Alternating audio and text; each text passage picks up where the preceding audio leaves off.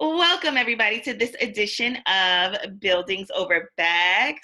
Today's guest is an amazing real estate and business attorney, Miss Johnetta Paye. Hi, Hi, Johnetta. everybody.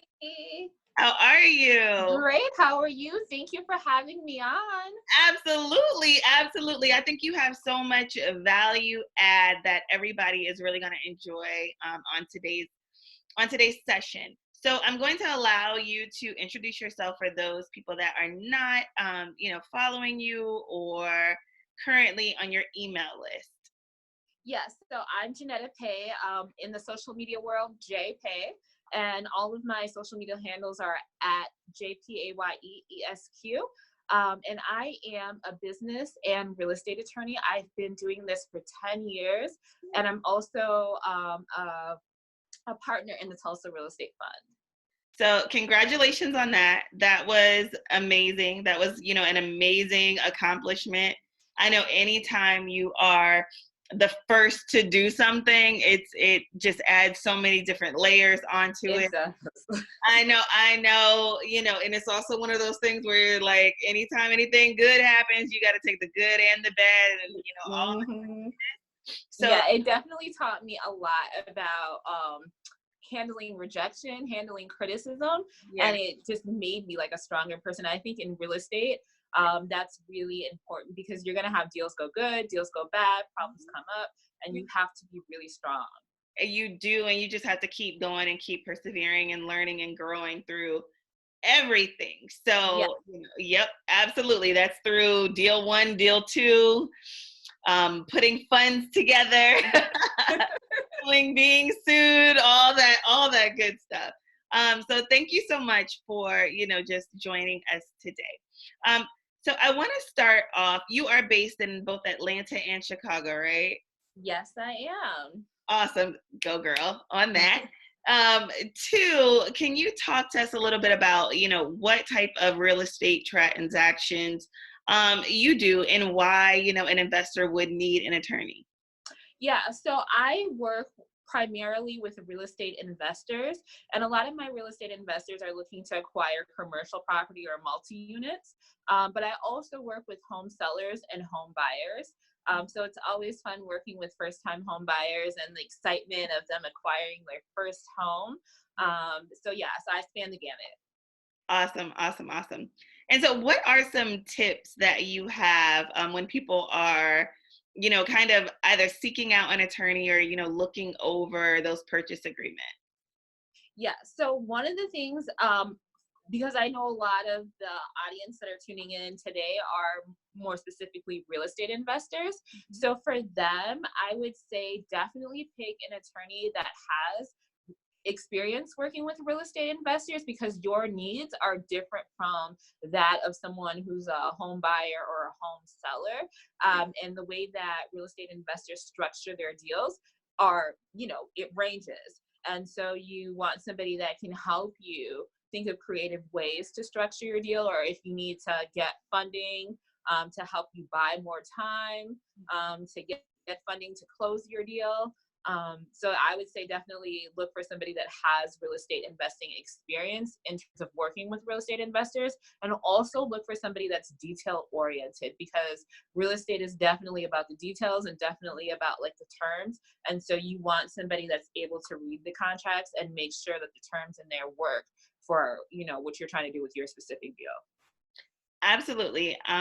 I will say, especially as an investor, you want someone that is just very knowledgeable about different, types of deals that have been done, that can help you, kind of be creative in the event that you need to structure your deal differently. And, most importantly, protect you. Yes.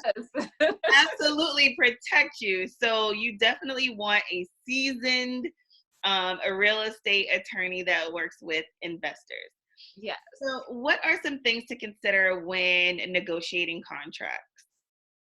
So it depends on like one, what kind of deal that you're doing. So like for example, if you are an investor that's going to buy and hold and rent it out, before you even get to the contract stage, one of the things you're going to want to look into is to make sure that that community that you're buying into meets your investment objective. Because like if you're buying in a condo and there's other people there, at some point, you know, their rights could restrict your ability to rent out your unit. So investing in a condo might not be like the best thing for you. And so working with a real estate attorney, we can look at the bylaws and explain like, hey, based on your long-term investment objective, this might not be like the best deal for you.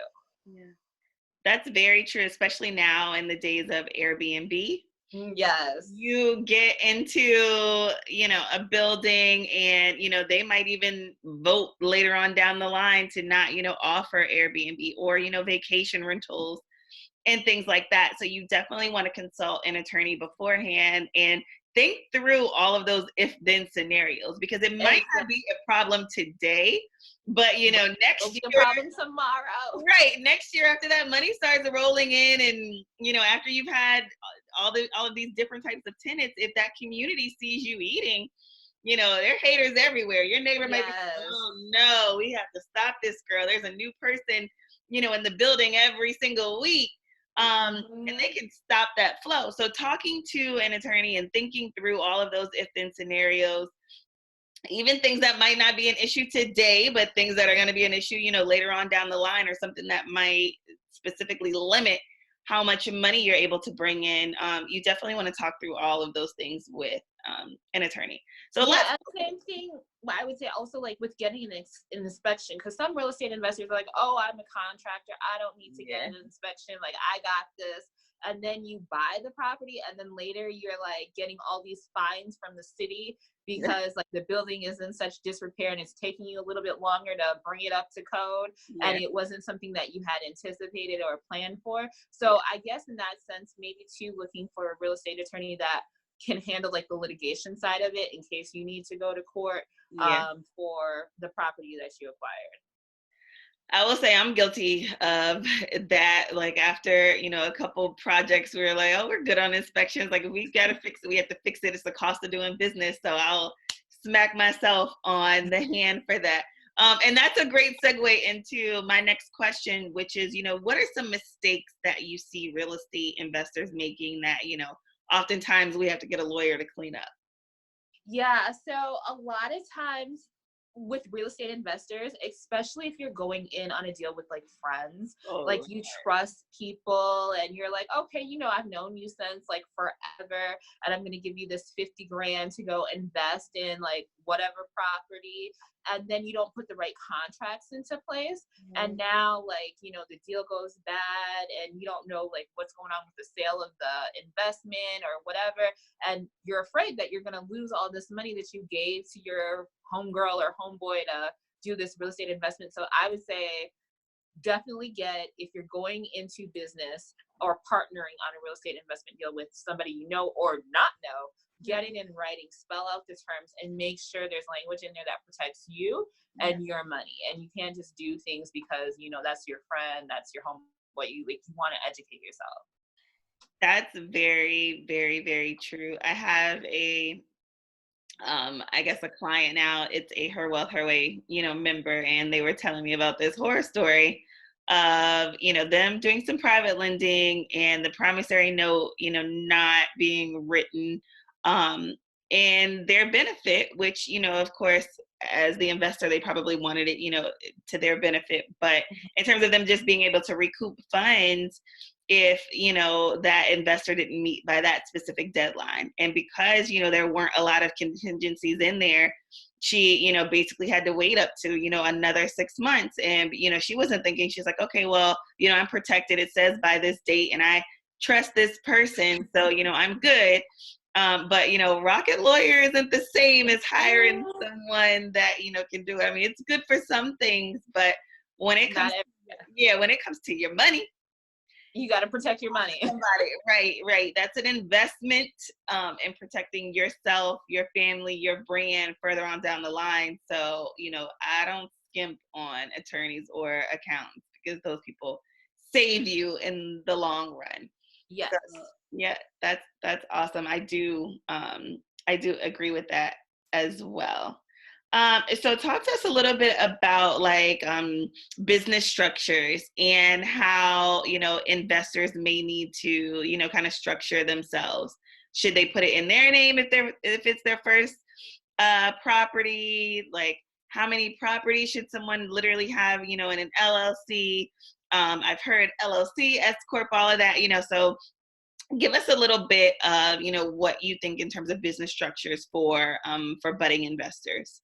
Yeah, so I always encourage the real estate investors that I work with to create an LLC for their assets and then to put that real estate investment in an LLC. And normally they'll create a separate LLC for each investment property, just to like shield that specific investment. Because the way it typically works, if you don't like commingle and do all that other stuff, if someone like one of your tenants were to sue you, then they'd be limited to the assets in that specific company or that specific LLC. So that's why I encourage my clients to create a separate one for, and then for accounting purposes too, then it's just like you're keeping the money separate for that one specific asset.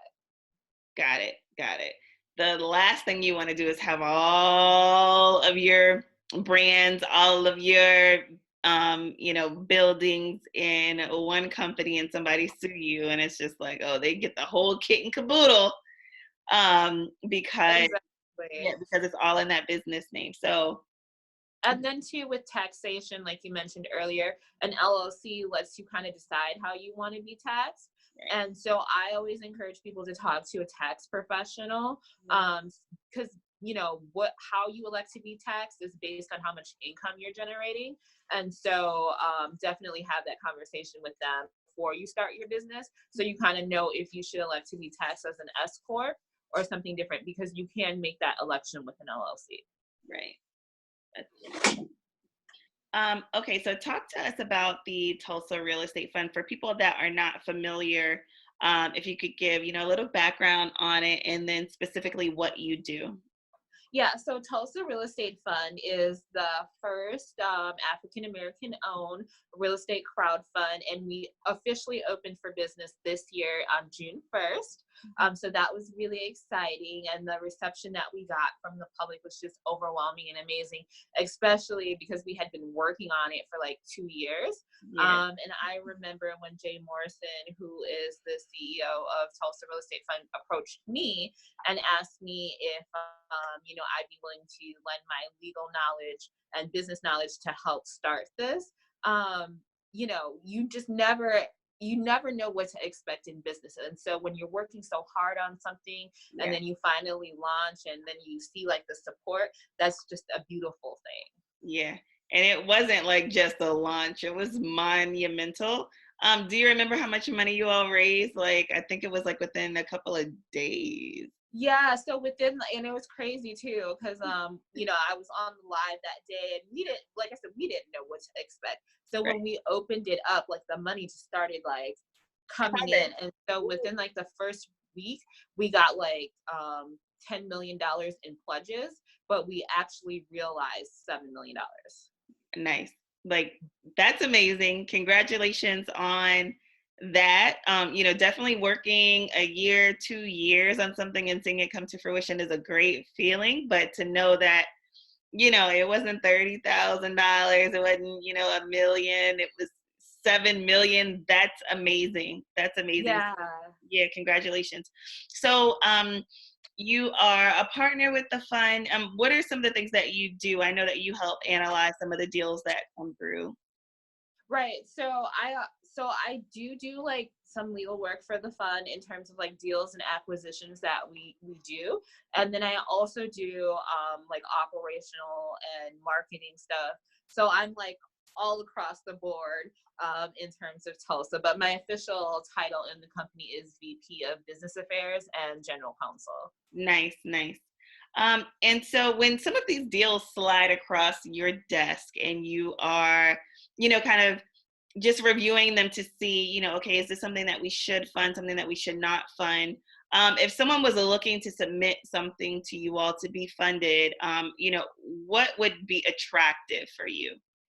Yeah, so there is a section on the Tulsa Real Estate Fund website, the Submit a Deals tab, where anybody who's looking to submit a deal to us for possible funding, they just hit the Submit a Deals tab and they can submit their deal there. And there's some questions that we ask. But one of the things that we look for, because we have to give our investors an 8% preferred return. So typically we look for deals that are doing 8% or better, usually in the 12 to 15% range. And then right now we're flexible in terms of like how we can structure the deal and how we lend. But we also look at people as personal guarantors for the money that we're giving them. So we are going to look at your financial status to see if you have ability to be a personal guarantor for the money that we're giving you, because, you know, people are entrusting us with their money. And so we have to make sure that we're taking all precautions to be able to give them a return and also protect their money that we're lending at. Yeah, I can see that. You know, it's hard on the flip side because it's like, okay, well, nobody wants to personally guarantee sometimes because, you know, that's you on the line. But at the same time, you know, on the flip side, you all do, if someone is entrusting you with their money and investing it, you got to do your due diligence and make Yeah. sure you're going to be able to recoup those funds in the Yes. event something happens. So, Exactly. yeah, But even so, like as investors, period, like for the community that's watching, they should want to protect their money too. Like you should, like I said earlier, you shouldn't want to give your money to a friend and not have any security on how you're going to recover that money later on. very true. Very true. You know, you need a means to be able to recoup those funds. So, I mean, I love that. I think that that is definitely amazing. So let's talk about, you know, other things that, you know, budding investors should consider when doing these real estate deals. So, you know, maybe it's negotiating, you know, different terms or longer terms, or, you know, if they anticipate on flipping, you know, how do those contracts differ versus buy and holds and things like that? Yeah, so a lot of times, like if you're doing a wholesale transaction versus like a buy and hold, like the big thing for you is going to be like, how can I get out of this contract if I'm not able to find my end buyer? And so for those situations in your contract, you're going to want to maybe negotiate a longer due diligence period. So that way, if you're not able to find your end buyer, then you can use a due diligence clause as a way to get out, or a financing contingency. And then you're also going to want to make sure that that contract says you can assign it to somebody else, so they know that you might not necessarily be the person that's closing on the deal. So that's like the difference for a wholesaler and things that they might want to have in their contract. If you're doing a buy and hold investment, Mhm. something that might be important to you is making sure that you know, do get an inspection, because you don't want to buy and hold something and then realize maybe you have to put too much in to fix it and it's not worth what you'd be making in rent later. Right. Those are very, very good tips. If you hadn't heard them before, definitely write them down, rewind, and write them down. Okay, so what are some of your favorite books or resources about real estate that you know you have that you've read, or you know courses you've taken to help you just kind of level up with real estate? Okay, so I guess I haven't really read a whole lot of books on real You've been estate. reading contracts. Only because I guess for me, I got a lot of my learning from mentors. And I would say anybody who's trying to get into the real estate game, yes, you can read books, but at the end of the day, you're going to have to apply that stuff to like real life. And for me, applying it to real life was easy because I had mentors in the space who had been there before that could like speed up my learning process. Yeah, that's That's good. Mentors are definitely important. They will help you, you know, kind of like all of the little questions that come up. You'll need somebody to ask because, you know, there's certain types of mistakes you can make in life. Like I can make a mistake and like drop this pencil, but you drop the ball sometimes on some of these real estate transactions and It can change your life, not Yes, it necessarily could in a change good your way. whole It could, life. yes, it But will. no, I mean, at the end of the day, I think it is important to invest in learning. Yeah. And so you can invest in learning by reading books or resources or taking classes. And I mean, I know several, like I know Jay has an online academy, Beyond Win, Ramon Tukes, other real estate investors that I know, they all have online academies and everybody teaches different and everybody has different strategies that they use. So I would say definitely find somebody that speaks to you and speaks to your language and make that investment in learning, whether it be an online course, a book, or like I did, paid mentors to teach you. Absolutely. Absolutely. So this is the Buildings Over Bags conference, and we are talking about, just the different sacrifices that, we have to make in order to be successful. What sacrifices have you, kind of made to be at the level that, you're at now? I made a lot of sacrifices in terms of like time. My family lives in Minnesota and I lived in Chicago and now I'm in Atlanta. And so I sacrificed like time with my family to be able to have this level of success. I've also sacrificed like money because there are things that I would love to do that I can't do because I need to invest in my business. And Yeah, I don't have a whole lot of designer bags myself either because I mean that $500 I'm spending or $1,000 I'm spending to buy a designer handbag, that's money I could put towards marketing my business or hiring somebody to help me grow my business. there it is. There it is. Um, I love that because a lot of us are so stuck on just looking rich, like the better I look, the better I feel, that doesn't necessarily correlate with your bank account. No. So, yeah, so invest in your business, in some real estate before you invest in just adding more things to your closet. And Yeah. I get it, it's pretty, but guess what? Next year is going to be something prettier. And the year after that, well, there'll be something prettier. So you might as well level up with your Yeah, money. and those things can come later as you Yes, increase like your real estate portfolio and you increase like your business revenue. You can afford to like buy those things, but I don't think the priority should be on like, appeasing to the Joneses like right out the gate. yeah, totally, totally agreed. Totally agreed. So how can people connect with you online? How can they follow you? Yeah, so online, like I said, my social media handles are J Paye ESQ, so that's JPAYE ESQ.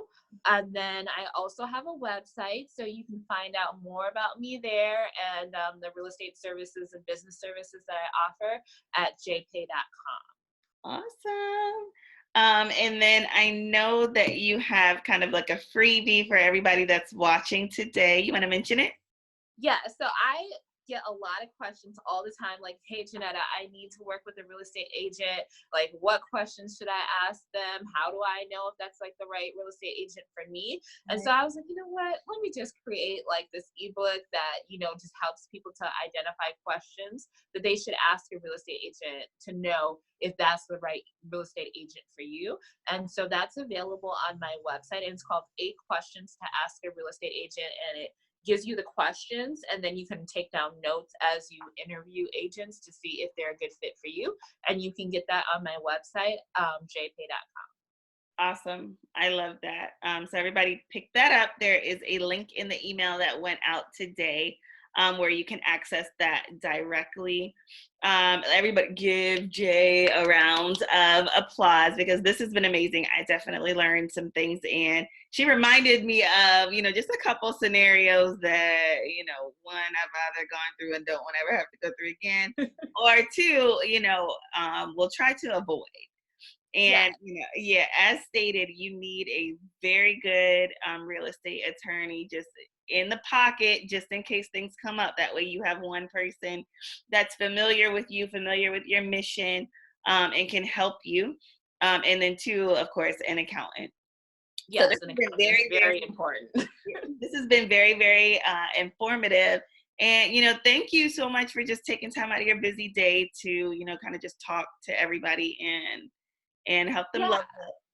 And I want to give you a round of applause too for like putting all of this together, because I know it's a lot of work, and just taking that initiative to like empower us as women, to think about more than just like bags, and think about like, you know, our businesses and our legacy, and just getting into the real estate game. So I definitely want to thank you for putting all this together. Thank you. Thank you. Thank you. Thank you very much. Okay, everybody, until next time. Bye.